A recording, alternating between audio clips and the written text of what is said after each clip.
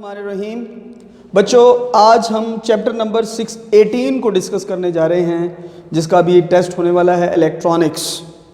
बड़ा important chapter है, गौर से सुनना है बच्चों। सबसे पहली इसमें जो टर्म है, बेसिकली आप एक बात दिमाग में रख लें, चैप्टर 18 में इलेक्ट्रॉनिक्स की 4 फैमिलीज को डिस्कस किया गया है: diode, transistor, operational amplifier and logic gates. In 4 families में से पीएन जंक्शन की सबसे ज़्यादा डिटेल दी गई है, यानी डिटेल्स ज़्यादा समझने वाली इसी की है, बाकी को आप सिंबल्स की मदद से समझेंगे। सो इसको सबसे अच्छे तरीके से आपको समझना है। अब देखें, सबसे पहले आप एक प्योर सेमीकंडक्टर लेंगे, यहाँ पर जो इंट्रिंसिक सेमीकंडक्टर होगा। चैप्टर 17 में ये टर्म्स गुजर चुकी हैं। अब आपने एक रीजन को थर्ड टाइप से इम्प्योर करना है और दूसरे रीजन को आपने फिफ्थ टाइप से इम्प्योर करना है। थर्ड टाइप के अंदर होल्स प्रोड्यूस हो जाएंगे, फिफ्थ टाइप में इलेक्ट्रॉन्स, फ्री इलेक्ट्रॉन्स प्रोड्यूस हो जाएंगे। This will become N region, this will become P region. Electrons चूँकि मूव कर सकते हैं, वो बहुत कोशिश करेंगे कि यहाँ से इधर मूव करें। वो जब यहाँ से फ्लो करने लगेंगे, इस रीजन के अंदर इलेक्ट्रॉन्स की कमी हो जाएगी, इस रीजन में इलेक्ट्रॉन्स का इजाफा हो जाएगा। This region becomes negatively charge, carrying means negative ions in the P region and positive ions in the N region. चूंकि वहाँ पर लैक ऑफ इलेक्ट्रॉन हुआ है, यहाँ एक्सेस ऑफ इलेक्ट्रॉन हुआ है, बट जितना यहाँ से इलेक्ट्रॉन फ्लो करेगा उतना ही यहाँ पहुँचेगा। So net charge on the whole semiconductor will be 0 and this condition is called P N junction. ये दरमियान में जो बैरियर आपको नजर आ रहा है, न्यूट्रल जोन, इसको बोलते हैं डिप्लीशन रीजन। और इस डिप्लीशन रीजन की वजह से क्या होगा, फर्दर डिफ्यूजन ऑफ इलेक्ट्रॉन्स रुक जाएगा। इलेक्ट्रॉन अब भी चाहते हैं कि यहाँ से इधर आ जाएं, लेकिन अब क्या होगा, ये पॉजिटिव आइंस से नेगेटिव आइंस की तरफ एक इलेक्ट्रिक फील्ड पैदा होगी from N region to P region. और इलेक्ट्रॉन्स चूंकि नेगेटिवली चार्ज कैरिंग है, तो ये इलेक्ट्रिक फील्ड के ऑपोजिट धकेले जाएंगे। तो इसका मतलब ये एन साइड के ऊपर ट्रैप होके रह जाएंगे और फ्लो नहीं कर सकेंगे। ये उस दिन तक फ्लो नहीं कर सकेंगे जब तक एक ऐसी इलेक्ट्रिक फील्ड ना आए जो इस इलेक्ट्रिक फील्ड को कैंसिल करे और अपना यहाँ पर सेटअप प्रोड्यूस करे, उसकी वजह से इलेक्ट्रॉन्स फ्लो करें। ऑफ कोर्स अब आप नोट कर लें इस बात को अच्छे से कि इलेक्ट्रिक फील्ड पैदा हो रही है पॉजिटिव आइन से नेगेटिव आइंस की तरफ। ऐसी इलेक्ट्रिक फील्ड चाहिए इलेक्ट्रॉन्स को फ्लो कराने के लिए जो नेगेटिव आइन से पॉजिटिव आइंस की तरफ हो, ताकि इस इलेक्ट्रिक फील्ड को वो कैंसिल करे, राइट वर्ड उसकी डायरेक्शन हो और इलेक्ट्रॉन्स उसके ऑपोजिट फ्लो करते हुए फिर एन रीजन से पी रीजन की तरफ आ सके। सिंपल स्टोरी है। इसे डायोड भी बोलते हैं, इसे पीएन जंक्शन भी बोलते हैं। अब हम इसी की फर्दर डिटेल की तरफ जा रहे हैं। इसमें बहुत इंपॉर्टेंट क्वेश्चन पूछा जाता है कि नेट चार्ज क्या है एन टाइप पे, पी टाइप पे, तो आपने बताना है there is no net charge on N region, there is no net charge on P region, there is no net charge on PN junction. PN junction बनने के बाद ऑफ कोर्स एक नेट चार्ज आ जाता है N region पर भी, P region पर भी, लेकिन कंप्लीट आपके PN junction में कोई चार्ज नहीं होता। सेपरेट N टाइप पे कोई चार्ज नहीं, सेपरेट P टाइप पे भी कोई चार्ज नहीं होता। नेक्स्ट बच्चों, चंद छोटे छोटे टर्म्स हैं, forward biased and reverse biased. इसको आप उस तरह से समझें जैसे मैंने आपको बताया था कि फॉरवर्ड बाइज्ड एक ऐसी कंडीशन है जिसमें आप इलेक्ट्रिक फील्ड सप्लाई करते हैं फ्रॉम P टू N। ये बेहतर है क्योंकि जो इसके अंदर इलेक्ट्रिक फील्ड है वो N टू P है, ये कैंसिल आउट करेगी और करंट का फ्लो स्टार्ट हो जाएगा। इलेक्ट्रॉन्स अपनी फील्ड के अगेंस्ट जाएंगे N रीजन से P की तरफ। ये एक सिंपल तार की तरह एक्ट करने लग जाएगा। PN junction will be nothing, it's a close circuit. Current बड़ा इजीली इसके अंदर फ्लो करेगा। मैं इलेक्ट्रॉनिक करंट को इस वक्त आपको समझा रहा हूँ। उसके बाद बच्चों, इसे रिवर्स बाइस की तरफ अगर लेकर जाएं तो हम ऐसी इलेक्ट्रिक फील्ड देंगे जो ऑलरेडी मौजूद है उसी डायरेक्शन में दे देंगे, तो वो ज़ाहिर इलेक्ट्रॉन्स को फ्लो करवाने की बजाय फर्दर ब्लॉक करेगी। तो प्रैक्टिकली हम ये कहेंगे कि अगर आपने P को N के नेगेटिव के साथ और N को पॉजिटिव के साथ अटैच किया तो रिवर्स बाइस, और पॉजिटिव को P के साथ, नेगेटिव को N के साथ, तो ये फॉरवर्ड बाइस्ड हो जाएगा। तो अब आपने याद रखना, आगे हमें ज़रूरत पड़ेगी, फॉरवर्ड बाइस्ड एक ऑन स्विच है और रिवर्स बाइस्ड एक ऑफ स्विच है। और वो मेरा टर्म याद रखिए जो मैंने बताया था कि diode is nothing, it is electrically controlled switch. और स्विच ऑन हो सकता है या ऑफ हो सकता है, जितनी मालूमात आपके पास हैं उसमें ऑन और ऑफ हो सकता है। सो उसके मुताबिक बच्चों forward biased on, reverse biased of. बाकी इसकी जो छोटी मोटी डिटेल्स हैं वो आप देख लीजिएगा कि कितनी रेजिस्टेंस होती है फॉरवर्ड और रिवर्स में, क्या एक्सप्रेशन होता है, इन बातों को आप देख लेंगे।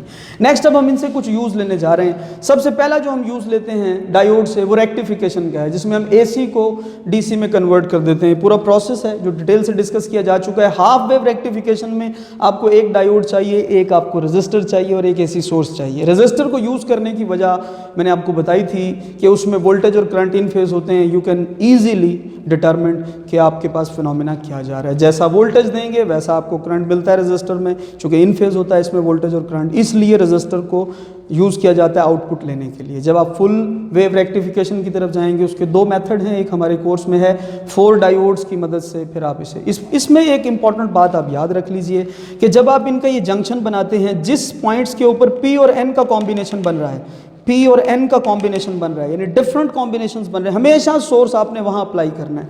और जहाँ पर दोनों सेम है P N N, वहाँ पर हमेशा आपको लोड देना होता है जहाँ से आपको आउटपुट चाहिए होती है। तो इस तरह फुल वेव रेक्टिफिकेशन में पूरी AC सिग्नल को DC में कन्वर्ट कर देते हैं और हाफ वेव रेक्टिफिकेशन में आपकी टोटल सिग्नल का हाफ उसमें कन्वर्ट होता है। फर्दर इसके चंद यूजेस आपको दिखाए गए हैं। सबसे पहला जो यूज़ अब जो स्पेशली डिज़ाइन के अंदर आपके पास आता है वो है LED के अंदर आप इसको पॉजिटिव को P रीजन के साथ और नेगेटिव को N रीजन के साथ अटैच करते हैं। उससे recombination of electrons and holes होता है और एनर्जी इमिशन होती है। इसको अगर आप एटॉमिक लेवल पर जाकर स्टडी करें तो आपको याद होगा कि वैलेंस बैंड से इलेक्ट्रॉन कंडक्शन बैंड में जब जाता है तो वैलेंस बैंड में होल बन जाता है। अगर कंडक्शन बैंड से इलेक्ट्रॉन वैलेंस बैंड में आएगा तो ऑफ कोर्स आपके पास दोबारा से बॉन्ड बनेगा, और bond making is energy releasing process, that is why in LED energy release होती है। उसके बाद इसको अगर आप दूसरा इसका जो यूज़ है वो फोटो डायोड के अंदर है, जिसमें आप क्या करते हैं कि इसको रिवर्स बाइस अटैच करते हैं और लाइट को डिटेक्ट करने का इससे काम करते हैं। बड़ी डिटेल से हमने इसकी डिस्कशन की थी बच्चों। नेक्स्ट आपके पास है transistor, second family of the electronics. इस ट्रांजिस्टर के अंदर हमें 2 की बजाय ये 3 टर्मिनल डिवाइस है। Diode is a 2 terminal device and 1 junction device, and diode needs 1 battery, but in case of transistor 3 terminals and we need 2 batteries. और मैंने इसमें एक बहुत बड़ा नुक्ता आपको बताया था कि 2 बैटरीज होंगी तो उसके 4 टर्मिनल होंगे, और हमारे पास हमारी डिवाइस के 3 टर्मिनल्स हैं। अब क्या करना पड़ेगा, कोई एक टर्मिनल तो कॉमन करना पड़ेगा ना। तो इसलिए common emitter, common base, common collector की टर्म्स इजाद करनी पड़ी, ये मजबूरी के तहत है। तो इस वजह से बच्चों हम ट्रांजिस्टर में 3 टर्मिनल्स हैं। अगर N सैंडविच हो 2 P के बीच में तो ये PNP, और अगर P सैंडविच हो, यही डेफिनेशन है, P is sandwiched between 2 N type semiconductors, then it will become NPN transistor. ज़्यादा यूज़ NPN का है, कम यूज़ PNP ट्रांजिस्टर का। बायसिंग बहुत सिंपल है बच्चों। इनपुट जो आपके पास है वो आपको फॉरवर्ड बाइस देना है, और जो आउटपुट है वो रिवर्स बाइस देना है। इसका लॉजिक भी मैंने आपको लिखवाया था कि क्यों इसे फॉरवर्ड और रिवर्स रखते हैं, क्यों इसकी बैटरी छोटी और इसकी बड़ी होती है, वही ऑलरेडी आपको इसमें नोट करना है। अब बच्चों आपके पास जो इस वक्त डायग्राम बनी हुई है उसमें इमीटर को कॉमन किया हुआ है। Emitter is common between input loop and output loop, that is why it is common emitter. And common emitter के अंदर input will be base and output will be collector, so IC और IB will be the resulting gain, current gain. Next बच्चों इसमें हम transistor के जो use पढ़ते हैं वो पूरा लॉन्ग क्वेश्चन है। ट्रांजिस्टर एज एन एम्पलीफायर, पूरा मैथमेटिकल सा एक फॉर्मूला है, वो याद रखना है आपने, और इसको स्विच के तौर पर कैसे यूज़ करते हैं, और वो क्वेश्चन लाजमी याद रखना है, why transistor is better than diode as a switch. उसके अंदर मैंने आपको जो लॉजिक बताई हुई है वो आपको याद रखनी है बच्चों। ऑपरेशनल एम्पलीफायर, ऑपरेशनल एम्पलीफायर हमारी 3rd फैमिली है, और ये बड़ी ज़बरदस्त फैमिली है। इससे हम बहुत सारे काम लेते हैं, चंद एक आपकी बुक के अंदर लिखे हुए उनको हम देख लेते हैं। ऑपरेशनल एम्पलीफायर एक इंतहाई कम्प्लेक्स स्कीमेटिक होती है, जैसा कि यहाँ IC 741 लिखा हुआ है, जिसके 8 टर्मिनल्स हैं, और उसमें से एक टर्मिनल आपको बताया था, मज़ाहिया सी बात है कि वो वैसे ही लगा दिया गया है, उसका कोई काम नहीं है सर्किट के साथ, ताकि जब आप उसको अटैच करें तो 4 टर्मिनल्स इधर 4 इधर, वो आसानी से अटैच हो जाए ब्रेडबोर्ड के अंदर। तो बच्चों आपने इसकी स्कीमेटिक निकाल कर गूगल से देखनी है IC 741 की, तो आपको पता लग जाएगा कि ये कितना कॉम्प्लेक्स किस्म का स्कीमेटिक है। इसलिए हम इसकी स्कीमेटिक को तो इस लेवल पर स्टडी नहीं कर सकते, सिंबल्स की बात करेंगे जो कर सकते हैं। इसके अंदर आप देखें 2 इनपुट टर्मिनल्स हैं, एक आउटपुट टर्मिनल है, और 2 पावर सप्लाईज दी जाती हैं, negative VCC and positive VCC। 2 power supplies 2 inputs 1 output, ground भी इसमें होता है। तो बच्चों एक नेगेटिव आपके पास जो लिखा हुआ है ये इन्वर्टिंग इनपुट है, इसको आप जैसा इनपुट देंगे 180 डिग्री के फेज शिफ्ट से ये आउटपुट भी देगा और उसको एम्पलीफाई भी करेगा। चूँकि एम्पलीफिकेशन तो इसका बेसिक फंक्शन है ऑपरेशनल एम्पलीफायर का, और नॉन इन्वर्टिंग में किसी किस्म की कोई इन्वर्जन नहीं आएगी।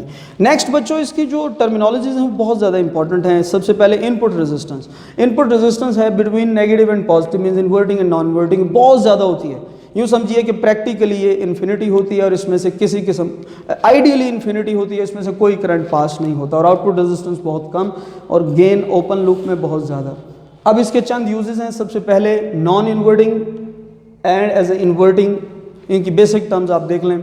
जब आप इसको इन्वर्टिंग के तौर पर यूज करेंगे तो आपने सप्लाई देनी है इन्वर्टिंग टर्मिनल को, पॉजिटिव को आप ग्राउंड करेंगे। ये सचमुच में ग्राउंड हुआ हुआ है पॉजिटिव, इसलिए इसे रियल ग्राउंड बोलते हैं।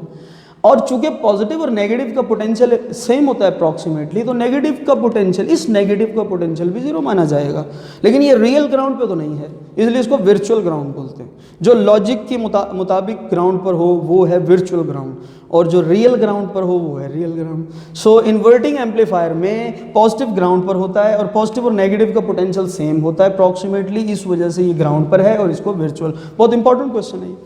और उसके बाद अगर आप नॉन इन्वर्टिंग, इसकी एक्सप्रेशन है G is equal to minus R2/R1। अब बच्चों अगर आप इसे नॉन इन्वर्टिंग के तौर पे यूज़ करना चाहते हैं तो आपको पॉजिटिव के साथ जोड़ना पड़ेगा आपका इनपुट सिग्नल।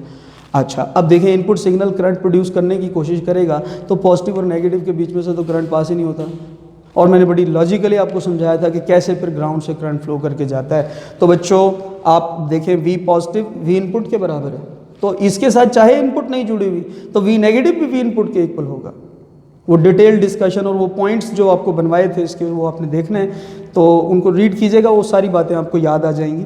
तो आपके पास इस केस में किसी किस्म का आपके पास वर्चुअल और रियल ग्राउंड वाला मामला नहीं। नेगेटिव भी ग्राउंड पे नहीं है, नेगेटिव ग्राउंड पे नहीं है। नेगेटिव ग्राउंड पे तब होता है जब ये तार भी ना होती, ये भी ना होती है, डायरेक्टली ग्राउंड पे होता है। इसका लास्ट एंड आपने ग्राउंड पे किया हुआ जस्ट। उसके बाद बच्चों इसके एक्सप्रेशन में भी चेंजेस हैं 1+R2/R1। इसमें एक इंपॉर्टेंट बात ये है कि आपकी गेन जो है वो उस चीज़ पर डिपेंड ही नहीं कर रही जो इस सर्किट के बीच के अंदर कॉम्प्लेक्स किस्म की स्कीमेटिक पड़ी हुई है। Gain depend upon externally connected resistance.